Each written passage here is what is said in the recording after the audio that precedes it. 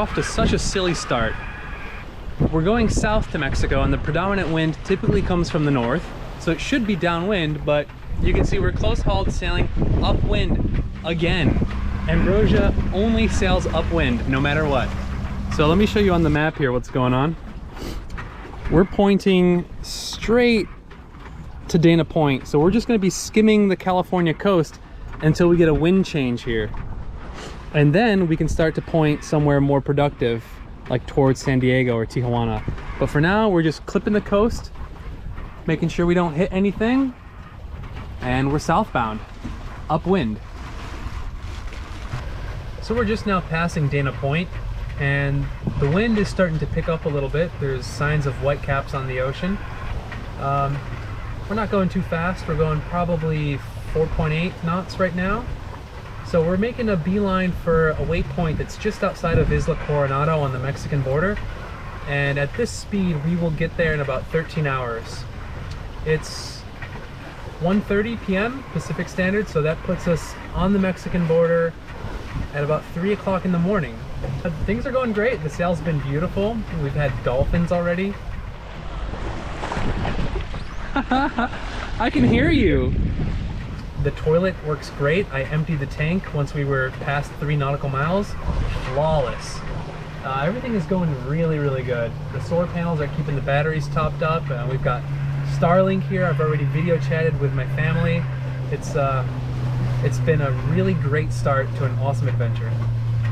So right now I'm transferring some offline maps, Navionics, to my smartphone that is dedicated for navigation. We've got a second clone, and if one of the batteries gets fried or whatever, we can replace that. So right now I'm putting on the 7 gigabyte map for the Pacific coast of Mexico. So the wind's picking up now. There's white caps on the horizon. Let me flip this around and show you. If I had to estimate, I would say it's about 10-12 knots. We've picked up some boat speed. We're going 6 knots right now, speed over ground. And I've got the sails trimmed in such a way where I don't have to use the autopilot. I've just got the rudder locked and we're keeping pretty good course. So now it's a very pleasant sail. This is really nice. So I'm just gonna tuck in here underneath the Dodger and keep an eye out.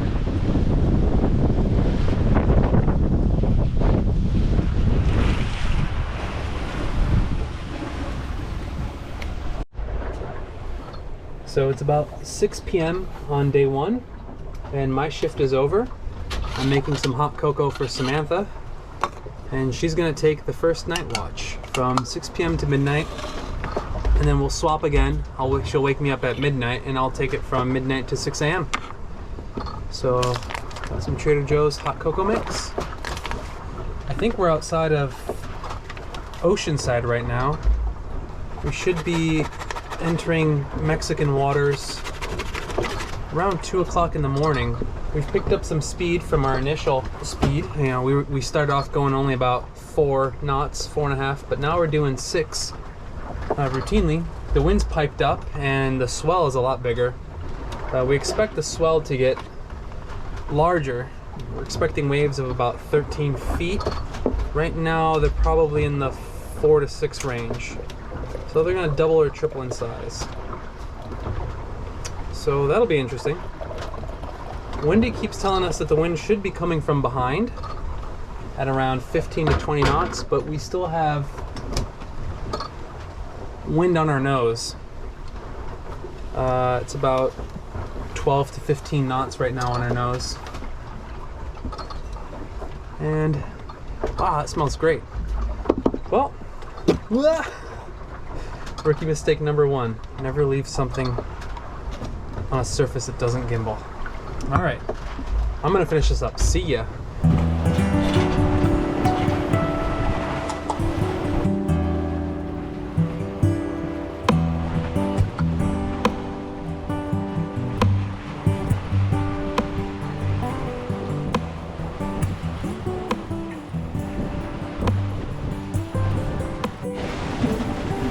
Sunset number 1.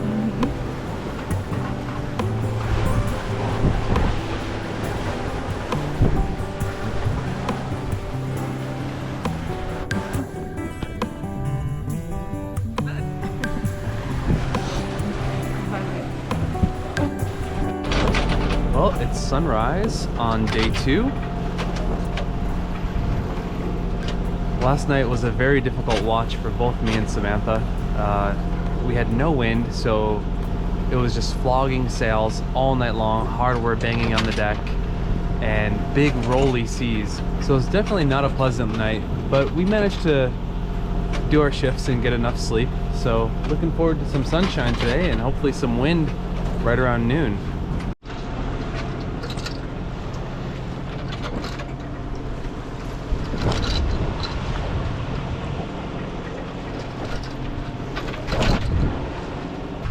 Day 2, morale is high. So far there has been no mutiny and no cannibalism. Only good times and good vibes. It's windy-ish. I mean, like, we're sailing now, but I think the wind's supposed to pick up in the afternoon so we can go even faster. But right now this is amazing. I don't know if you can see all the jellies right here. They're beautiful. So the sun has come out, and with it, wind. We've got wind coming directly from behind us, just shy of 10 knots based on these white caps everywhere. And we've got the main out on the preventer, as far out as it'll go. You can see the flags are indicating the wind is coming from behind. And we've got just a sliver of jib out to catch whatever the main can't catch over there. And now we're pointed in the right direction. We're going southbound towards Isla Guadalupe. Well, this is the highlight of the trip right here. This whale has been following us for a couple miles now. Comes up and does barrel rolls underwater, jumps out of the water and looks at us. Trying to communicate. Ah, there he is. Look, he's upside down. Oh, what a happy whale.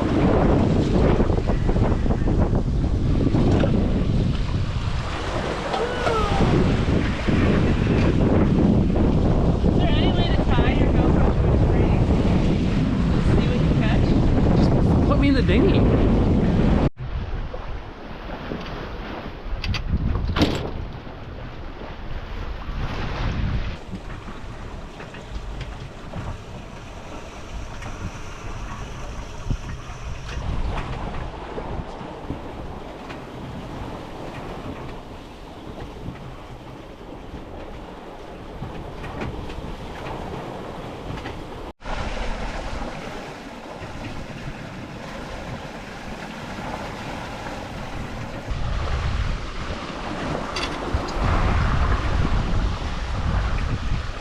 Captain's log, day 3.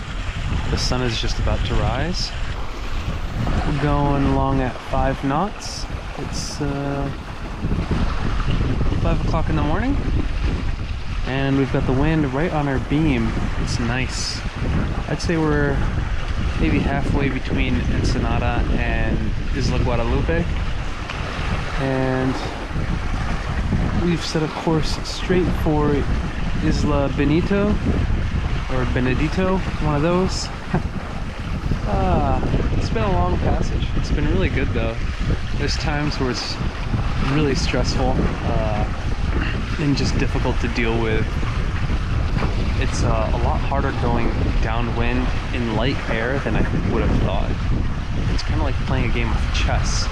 If you try to go straight to your destination and the wind is from behind, your sails are going to flog or you're not going to have a good speed. So I find that jibing or trying to get the wind on the beam has been the most productive. Even though our path isn't straight, it means that the sails are full, they're happy, they're not flogging in light air, and we can still make progress towards where we want. Another thing that's been interesting on this trip is that the wind prediction has been completely wrong. Windy's been off by 5 knots. And it could be wrong as 180 degrees in direction, so just completely failing to predict the wind. One thing that's interesting is that the wind has generally piped up during the day when the sun is out and calmed down at night. And in these cycles, the sea state gets confused when it's transitioning from one wind direction and intensity to another. So just moments before sunrise, the wind started picking up from a different direction. And the seas became so confused. They were just sloppy, choppy waves from two different directions. And then finally, now that the wind is kind of settled in intensity and direction, the sea is much more uniform and it's much more pleasant to the sail. All right, we're nearing towards the end of day 3. The sun is just setting on the Pacific. Let's show you that right there. Beautiful. We haven't had much luck with wind. The forecast was pretty wrong, and it's been much less than 10 knots all day coming from behind, which makes it really difficult to sail. So we're motor sailing now. We've got the sail trimmed for downwind, and everything is going well. So by turning the motor on, we reduce the amount of flogging, you know, that you just heard right there, that happens when the swell kind of pushes the boat around and the boom's free to move around. Even when we put a preventer up, we still can't stop it. The sail actually moves through the air. So yeah, motor sailing fixed that significantly. So we have far less hardware banging on the deck. It's much more pleasant, and we're just idling the motor just enough to give us, you know, a little bit of propulsion, maybe adding half a knot, 1 knot max to our speed. So the sails are taking care of most of the work, and the engine's just providing a little bit of stability through the swell. Yeah, like I said, it's Friday, day 3, sunset, and I'm on night watch first. Samantha's up next. And we are approaching, by approaching I mean like 60 nautical miles away from Isla Guadalupe. And it's famous for being a great white shark sanctuary. So we're not gonna get very close to it. We're gonna go in between Isla Guadalupe and Isla Cedro. So yeah, it's about, I don't know, maybe a third of the way there. Getting kind of antsy. I'd like to be in Cabo already, checking in at immigration. But yeah, it is what it is. It's been a wonderful passage so far. Nothing crazy's happened. We tried to find the spinnaker, but we dumped it in the ocean. We don't know how to use the pole, so we just kind of tried flying it willy-nilly, and that didn't work out so well. So everything's going great.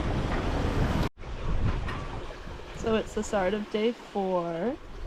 I just got on shift, and Michael is hallucinating and is going to bed as the sun is rising. One of his inventions sometime in the last 24 hours has been what I would call a marriage saver. We have a very annoying jib sheet that has a track on it that sits right above where we're sleeping at night. And when that thing slaps because the sail is flogging or whatever, it sounds like smacking something inches from your head. It is literally impossible to sleep as much as you want to. It's just too loud and too aggressive. So as a maybe long-term but mostly short-term solution, Michael actually did this. So this guy tends to just slap this, the metal on metal here. Everything just goes slap, slap, slap all night with this guy moving around with the sail flogging. So Michael's actually put up these 3 lines. One that's connected to a random claim cleat here. One that's connected to our lifelines. And then up there, and just kind of tied it off to stop this guy from whacking around constantly. And it's made a huge difference in terms of sound in our boat. So, thank you, Michael. That's a huge difference to, I think, both of our sleep on this passage. All right. So we're gonna try flying our reacher for the very first time. We've never done that. So we're busting out the marriage savers so that we can communicate. I'm gonna be on deck. We need to talk through it first. Hoisting the halyard. Sam's gonna be on the sheet. Here's your communicator.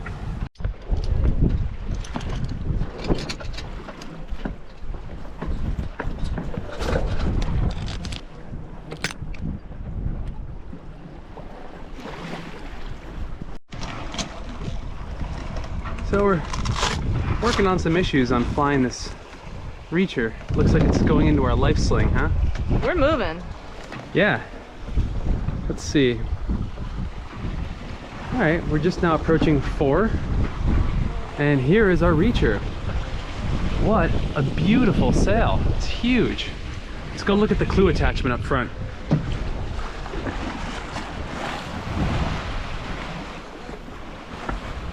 So I just have that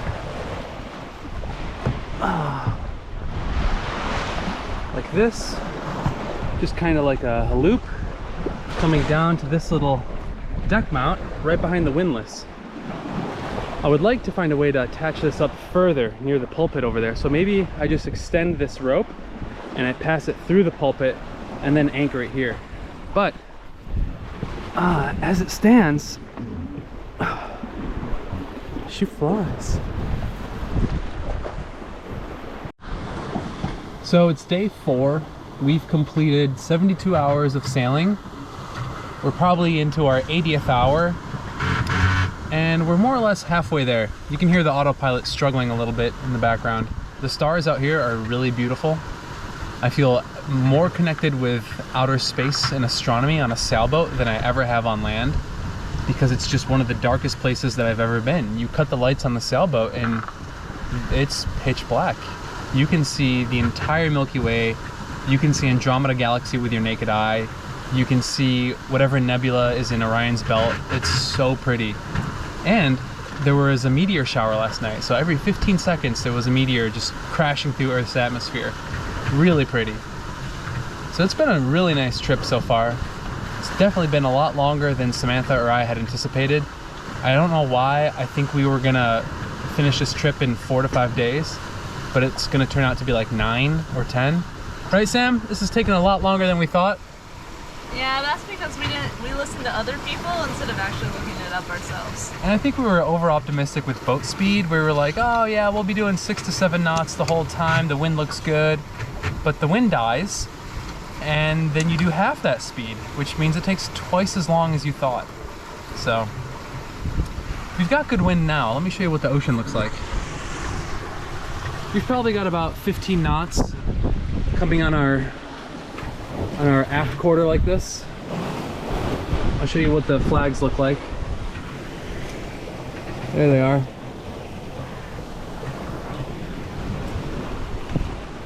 And the sea state's not crazy. The autopilot is able to handle this, no problem. Most valuable player here, Starlink, freaking champ. We usually put him in the fish rod holder, but because we're getting close to some islands and maybe some interesting bathymetry, we've decided to prioritize fishing. Right, Sam? We want that tuna. We want the tuna. Or the mahi-mahi. Either one will be happy. Just once in our lifetime. Yeah, Your lifetime. get a nice big fish. Yeah, that would be really nice. But we're probably 20 miles away from Cedros Island, so we'll probably be passing it right around nightfall at this rate, and then we'll be rounding one of those points. I don't even know the name of the point. I'll have to look it up. And heading towards Turtle Bay. We're not sure if we're gonna stop and try to take more water or fuel around there. We've been pretty conservative with fuel. We've managed to use only about 5 gallons in the past 300 nautical miles, so that's pretty good. So at that rate, we have enough fuel to make it all the way to Cabo and spare. Water, however, is a little trickier. We've got 2 tanks, and one of them is 2/3 empty. And the other tank, we don't know its capacity. We've never really dipped into it. But at that rate, we're gonna be eager to take on water by the time we get to Cabo. We've got emergency water, bottled water, in case we run out from the tanks. And then we can motor into land and resupply somewhere if we have to. What the heck just landed in our sink? Hi! A bird. Oh my gosh, ram to the light. You are bigger than I thought you were gonna be. This bird just landed in our sink. So all night we've been hearing chirp chirp chirps outside, and there's pictures of birds on the map because they're flying around everywhere. And I saw a few of them hitting our sails and hitting on deck. This one decided to fly straight into our sink. Pretty crazy. Look at him, he's cute. This is like the hummingbird, but Yeah. You are cute. All right. He's very cute. Please don't come back. Unless you're injured and need help. Very disoriented. Oh. Oh, hang on. Yeah. You never had love before, have you? No. Wait. So, we are very tired, and we've decided that we need a break from all this sailing.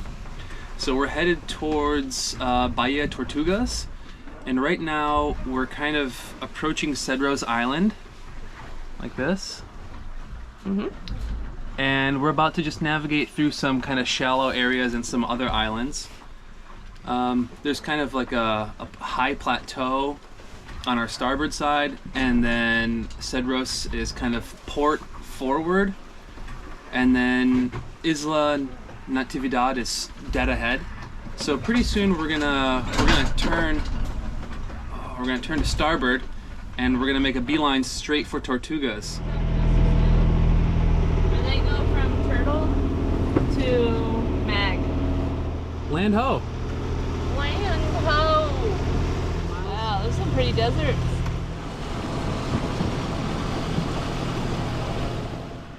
Alright, so we just anchored here in Bahia Tortugas. It's gorgeous, absolutely stunning. It's like the Mojave Desert meets the Pacific Ocean. We're just gonna take some time to tidy up here below deck, clean up. After 5 days of sailing, the boat is kind of messy. So we're gonna tidy up, have a nice meal, and sleep well tonight. Okay, so here we are at the anchorage in Bahia Tortugas.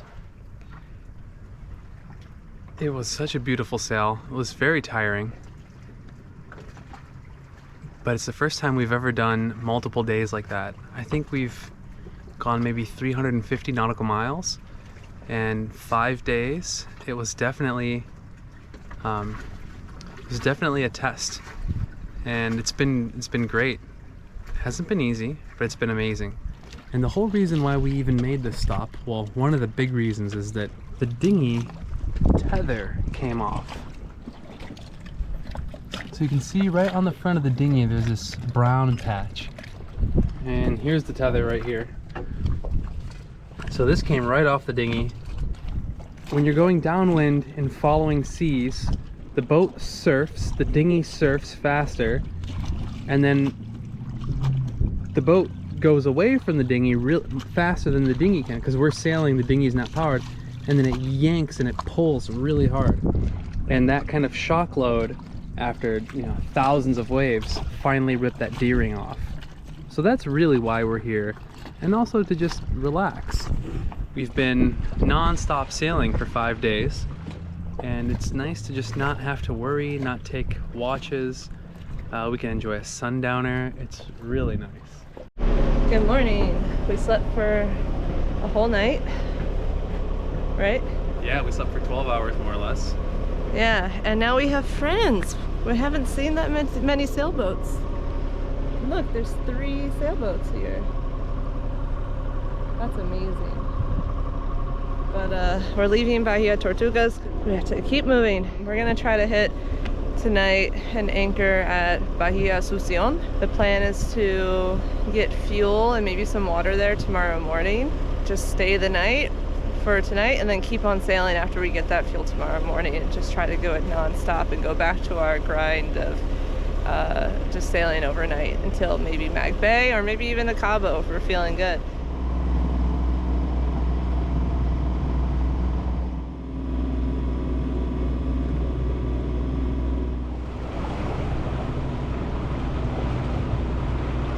So it's been a while since we've taken a look at the bilge, and because we've been motoring a lot for the past day, we decided to take a look and see if there was any problems, issues, if the bilge was full. And to our surprise, there was a ton of transmission fluid in the bilge. So we were left with a conundrum of, what do you do?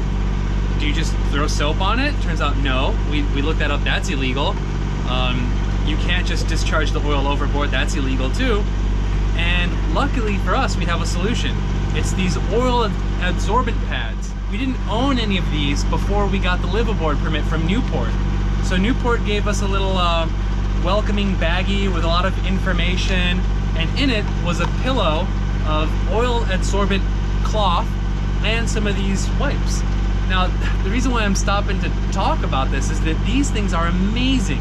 They don't absorb water, so they're completely hydrophobic. You dunk them in water, they come out dry, but as soon as this thing touches oil, it absorbs it like no one's business. They're fantastic. So I'm just taking the time to go in and get all the oil out of the bilge to make sure it's squeaky clean before we discharge any of the salt water back into the ocean.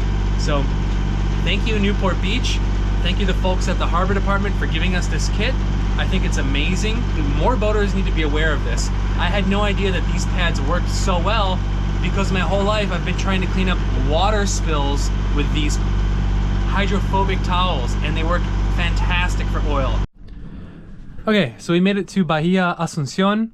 We're here for fuel, water, and the boat is a complete mess. Why? Because things break on sailboats. Check this out, ready? What the f is that green liquid? And I had to rewire the depth gauge because it was completely wrong.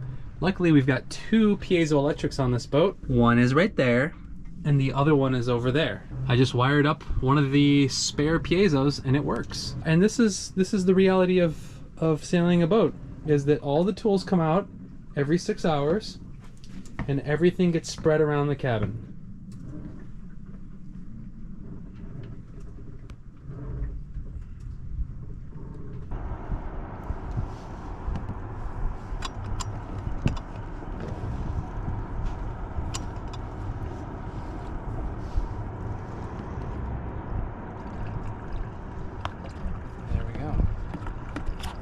Siphons, baby. And the higher this is, the faster it goes. Mm-hmm. So we're leaving Bahia Asunción. We got more diesel fuel and fresh water. 10 out of 10. 10 out of 10. We love Bahia Asunción. I think the... we didn't even go to shore. Yeah, we didn't go to shore because we're not checked in. And we had some help from a local. And that was probably the best part, right, Sam? Mm-hmm. Yeah, we got to meet Letty. Por eso ella está como tonta. And he's just this awesome figure. It was just really nice to talk with Larry and get to understand his story. It was really nice to get to have our first interaction with a local that was knowledgeable and very sweet, welcoming person. So yeah, 10 out of 10. We really enjoyed Bahia Asunción, and we didn't even leave the boat. What an epic exit to Bahia Asunción. We've got the perfect amount of wind. The sea state is super calm. I got my fishing pole out because everyone says it's good fishing here. We're traveling at 6.5 knots speed over ground, and there's no swell. There's just a couple of little white caps, and it's just the perfect sailing angle. It's perfect. I don't know if it can get much better than this, but if it can, sign me up. This is awesome. Okay, for all of you that are wondering whether or not you should get Starlink on a sailboat, here's all the list of things we've done with Starlink in 6 days at sea.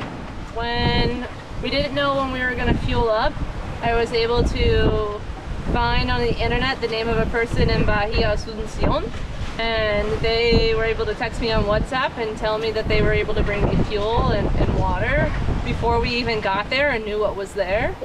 Michael was able to submit his dissertation to the library. We talked to Vinicius and Barbara and helped them with some things that they needed. I checked into a marina in Cabo for us, so that way when we get there, we're already checked into a marina. Checking marine traffic, because we don't have AIS yet, but being able to see other boats that do have AIS through the Wi-Fi on marine traffic was super helpful, and just to see what boats were coming. Oh, to pay for our fuel this morning, our diesel and water, we paid Larry with a credit card because he logged into our Wi-Fi. You were able to have many calls with your dad and with your mom. Yeah, mostly just being able to look up things in advance. Weather. Be able to look up weather. I mean, like at windy every 2 hours. Yeah. So what do you think in a nutshell? Is it worth it? It's worth it. It's really worth it. It just brings a peace of mind and an ease to being able to make logistical things easier. I mean, even today, Michael was able to talk to someone. I was able to go on Facebook, tell people, hey, we have a transmission problem, can we get help? Someone responded, you should talk to this guy. in La Paz, we were able to contact the guy on WhatsApp in La Paz and email him and set stuff up to get our transmission fixed. And Michael was able to contact someone in London to ask for replacement parts. So we did this all while sailing. All of this has been while sailing. Offshore. Offshore. It's been amazing. Yeah, that's a big deal to be able to do all that for the boat. Mm-hmm. So, yeah. We've had gentle winds with okay seas and really good boat speed. We've been traveling at above 7 knots all day. We just now dipped below 7 as the sun set and the wind kind of died down. But it's just one of those where you get to really enjoy the sail, make good ground, and your mind wanders. My mind wandered to a few different people. Jaime, that we met in Peru recently. Letty, our new friend in Bahia Asunción. Really amazing to hear him say that he's had the opportunity to go and live with a high-paying job and commuting and everything, and he just chooses to live a more fulfilled, quiet, settled life. That was pretty cool. Meeting him has been the highlight of this trip so far. My mind also wandered to Glenn and Beatrice, and I'm really fortunate to be with Sam on this boat, and how we just jump into an unknown little village and are not afraid to talk to people, to test out our Spanish. And I'm really fortunate to be doing this trip with such an amazing partner, and I couldn't imagine doing this without Sam, honestly, at this point. And I was actually reflecting earlier how our talents really complement each other well on this boat. I'm really good at fixing things, and when troubles happen, I can kind of put a patch together or get us through the next step. But Sam is really the forward-thinking. She's on the internet, on Facebook groups, reaching out to people, asking for tips and advice, booking a marina for us in Cabo so we can check in and relax after probably 10 or 11 days at sea. I couldn't do this without her, and she couldn't do this without me, and that's when you know that we're a really good match, that we complement each other so nicely. And today's been one of those days. I think it's day 6, day 7, I've lost track. I have no idea. But one more thing I wanted to say, yes. Bahia Tortugas and Bahia Asunción will forever be special in my heart, because those are the places that we sought refuge, and they mean peace and quiet and solitude and a good night's sleep, nursing you back into good health. It's amazing. Those places are not just places on a map. They're not just bodies of water. They're like living entities that cradle you and make you feel safe. And they were just words to me. They were just names on a map, and now they have a feeling, they have a sentiment, they have, I don't know what else to say. It's incredible. This trip has been really eye-opening so far. So far it's been a lot of work, but it's been informative and teaching and life-changing all at the same time. And for that, I'm very grateful. So today's day 7. We've been at sea for 7 days now. Maybe it's been 6 full days and today's the 7th. Something like that. I don't really know how to tell time anymore. But we've picked up an extra passenger, an extra crew member. And she's just sitting out there on the dinghy. It's a Eurasian collared dove. She's been tagging along for the ride for the past 3 or 4 hours or so. So it's Friday. It's around 7 to 8 a.m. and we're just coming into Cabo area. I can see probably the point of Los Cabos coming up, and the waves are perfect for sailing this direction. We're going a little bit on a broad reach where we're surfing down the waves, and we're averaging around 7 knots right now with the reef jib out. If you can see here, we got the mountain ranges starting to show up. I'm not seeing land for a few days, and I think that's the Los Cabos point over there. So we're getting there. We're so close to entering the Sea of Cortez.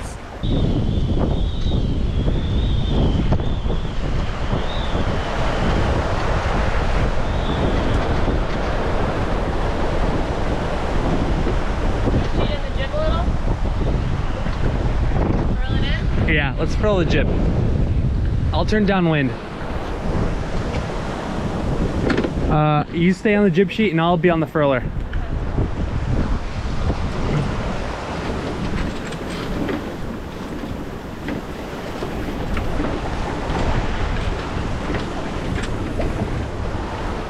It is a wet sheet. All right.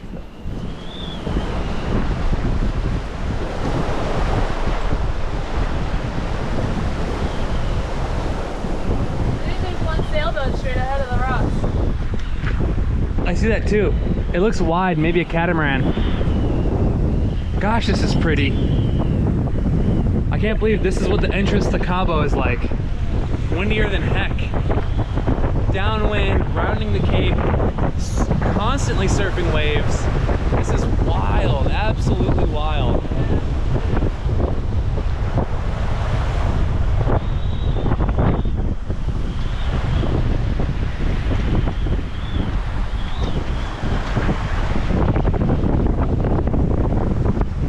Oh, Sam, the boat's so much more balanced without a jib. I'm not even steering. We're just surfing. So, Sam, what do you think? This is crazy. It's beautiful, isn't it? It's so much warmer and calmer than it was like an hour ago around that cape. And the water is just like a turquoise color hitting the rock. It's incredible. Look at that. Wow. Like, listen to that thunder. That's crazy.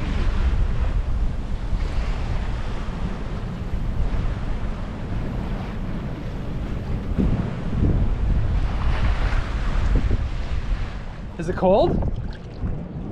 A bit. It's not ice-cold. Shit. No, it'll feel good once you're in. It's like one of those things. Oh boy, okay. Alrighty.